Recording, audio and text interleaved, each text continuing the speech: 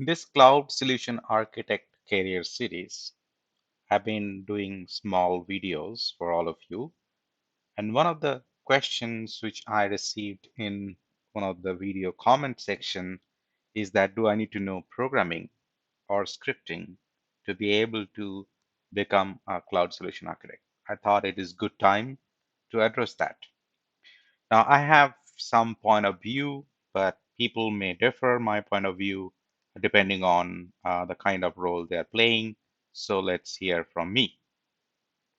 Now, as a technology architect, right, when you basically provide a technical solution, right, if you are not able to implement certain things like an application or build a network or deploy some virtual machines and demonstrate that by either doing a little bit of programming or scripting, you will not realize the real issues or the blockers when people really implement your solution, which is designed in pen and paper.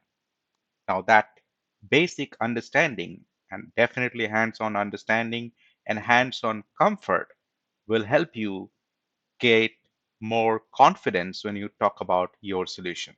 That is the number one aspect to it. Now, most of the cloud solution architects come from hands-on background, so they are quite comfortable in their respective areas.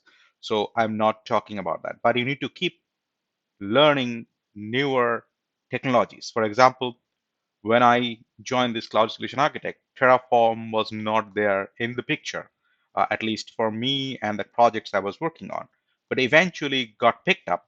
And then I had to learn Terraform to understand how Terraform really works in terms of building a large scale enterprise infrastructure.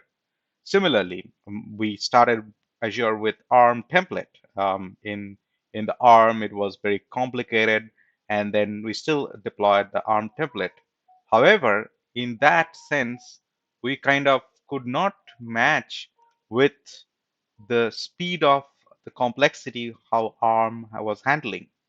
Now, we kind of moved into the bicep, which is easier, quicker, and basically ready to be adopted in the enterprise scenario.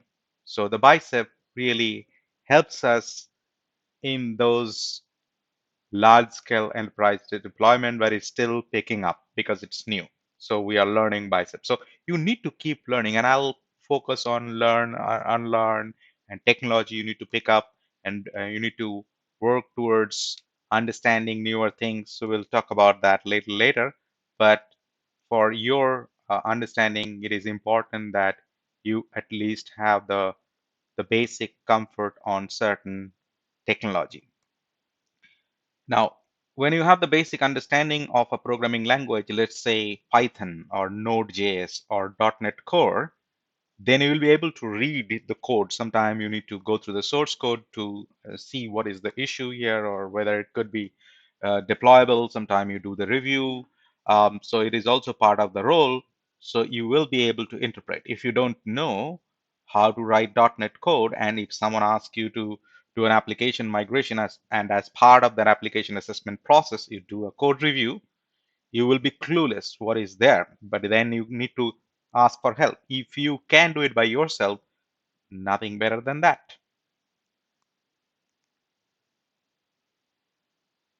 Now, third and the last thing is about having the hands-on experience. Now, I always put emphasis on that.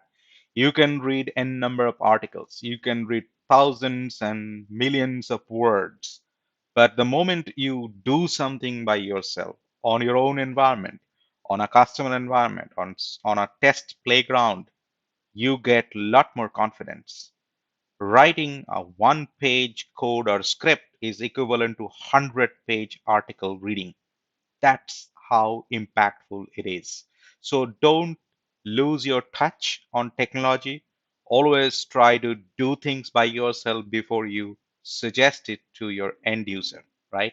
That will give you a lot more confidence. Thank you very much and have a great day.